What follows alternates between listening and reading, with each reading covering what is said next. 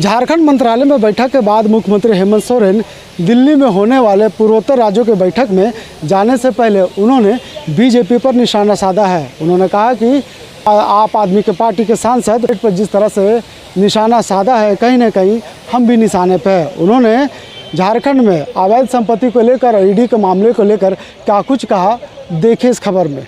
आपको क्या लग रहा है कि जो केंद्रीय इस तरह की एजेंसियां हैं उसका दुरुपयोग हो रहा है इस देश के भीतर?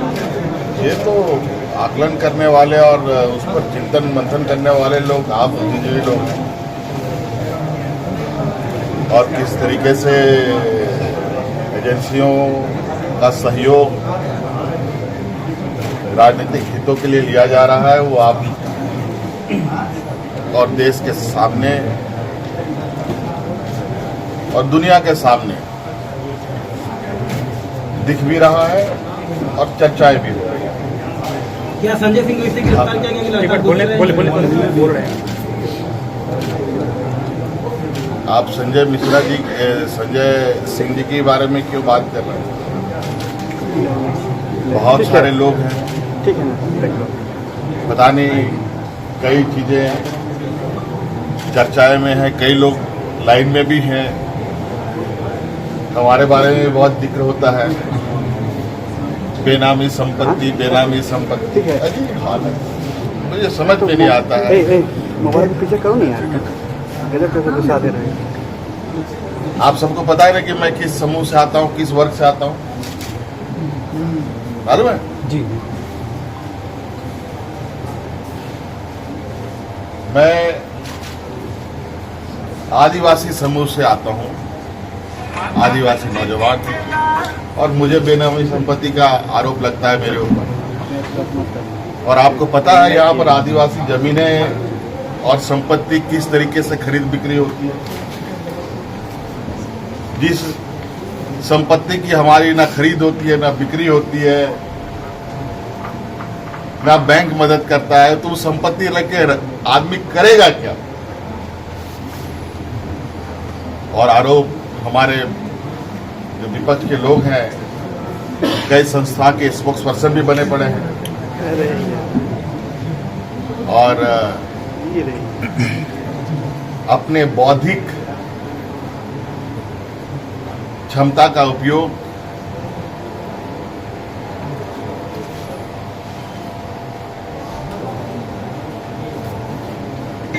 कमजोर वर्गों को कैसे आगे बढ़ने से रोका जाए,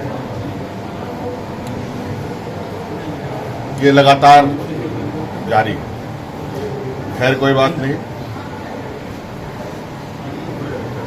लोकतंत्र में 5 साल में एक बार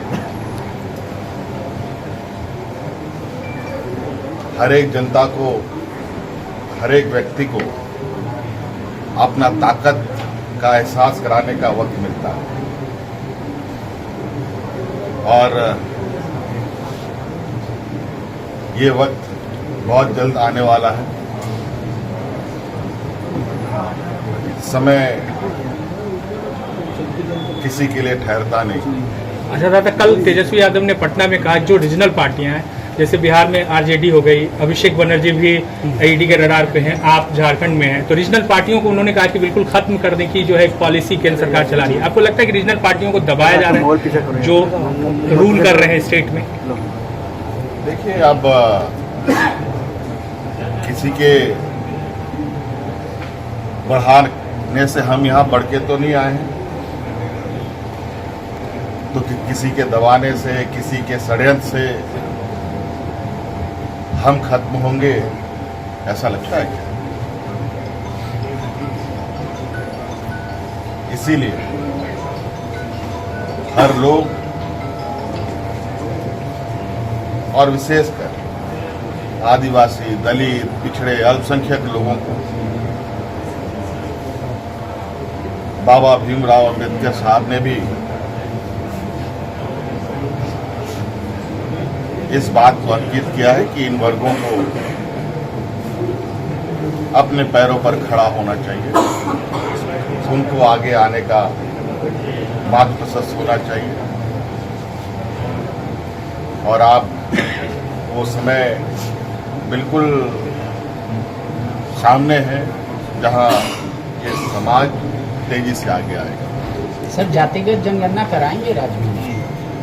हम लोगों को, आप सब लोगों को मालूम है, हम लोगों ने 2021 से ही ये पहल रखी है और हम लोगों ने राज्यपाल महोदय को विधानसभा से पारित करके किनको कितना आरक्षण मिलना चाहिए ये भी भेज रखा है। तो ये बात सरकार का बिल्कुल अस्पष्ट है। जो लोग जिस समूह में जितने हैं उतना अधिकार उनको मिलेगा। अभी जो दिल्ली में आप जी ने दिया है तो मुख्यमंत्री जी को बधाई दीजिए आप लोग भी। पूरे झारखंड के लिए गर्व की बात है। डायनेमिक सीएम हमारे सर हेमंत सोरेन जिंदाबाद। सर एक सवाल, आपका पोस्टर तक उतार दिया जा रहा है तो राजभवन आपको सहयोग कैसे करेगा? ऐसा तो लग नहीं रहा, सारा काम में अड़ंगा हो जाएगा फिर तो। देखिए वो सारे गतिविधियां राजनीतिक दृष्टिकोण से भी नहीं देखते।